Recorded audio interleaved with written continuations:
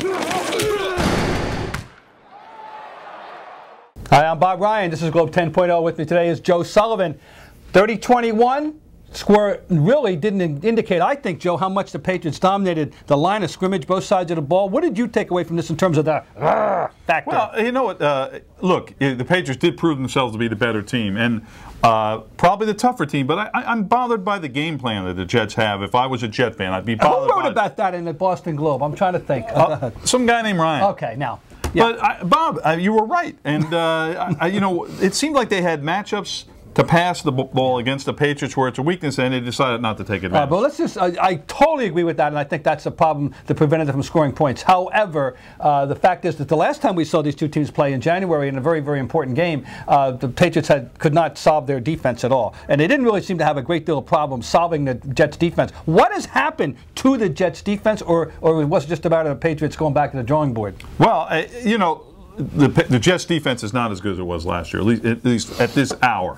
And what the Patriots did is run the ball, which they're not good at, supposedly, and they really overpowered them in the last quarter to close the game out. It was an impressive drive, the last drive that they ended up with a field goal. But this isn't the first time the Patriots have shown they can run the ball a little bit either, by the way. We've been fixated on Brady's, you know, gargantuan passing numbers and all that stuff. But just in terms of the toughness factor, the Patriots, they had 5 guys who were inactive that they would have wanted to play. I mean, that's some big names that didn't play us today, and they still, I mean, that game was 2 plays away from being a rout. In other words, 2 plays with an interception, which was a Hernandez screw-up, and the kickoff return, which set up a touchdown. Take those 2 away, we're talking 37-14. I mean, they were really demonstrably better than them. Yeah, they were the better team, and I guess we'd have to say they were the tougher team. All right, so all that said, they play again in the 13th of November, and what do we look put our crystal balls to how the Jets are going to